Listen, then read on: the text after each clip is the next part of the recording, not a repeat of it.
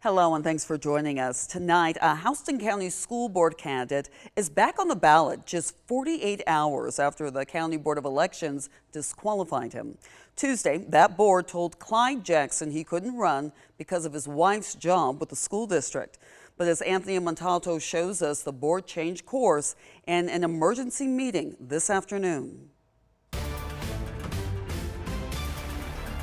The meeting was over almost as quick as it started, but despite how short it was hard to ignore the impact the decision had, not just on the Jacksons, but on a room full of their supporters. Hugs and happy chatter all around after the board's decision Thursday. We have faith. Our church family was here. My family was here. So when you got God, family, and friends, good friends, and community.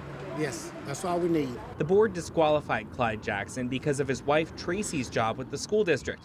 They said Tracy Jackson was an administrator, and according to Georgia law, that would prevent Clyde Jackson from holding school board office. There was a phone call from somebody at the Board of Education office that raised this issue by phone the day qualifying ended. But Thursday, County Attorney Tom Hall urged the Elections Board to change their decision and reinstate Clyde Jackson. The Board of Education chose not to put that objection in writing as required by law and requested by Deborah Presswood. The Jacksons say they never should have been in this position, but are grateful for the outcome. And if Clyde Jackson does win the runoff, they say they're ready for any challenges. We have a strong family, a strong community. We have a strong faith in our God that's going to take care of us. So bring it on. We're ready. And this fight this fight was for the children of Houston County.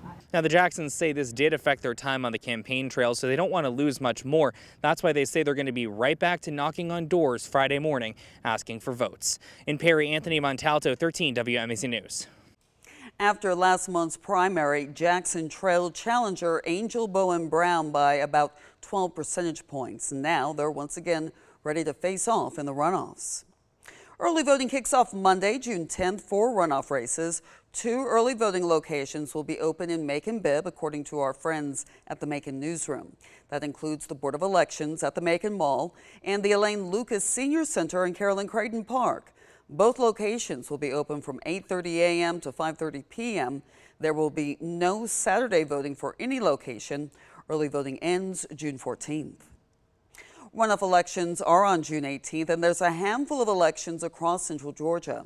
Some notable races: the Pulaski Sheriff race between Terry Hood and Wayne Wiley, 2 Baldwin Republican Commission races for seats 4 and 5, and the Monroe County Chairman race between 2 Republican candidates.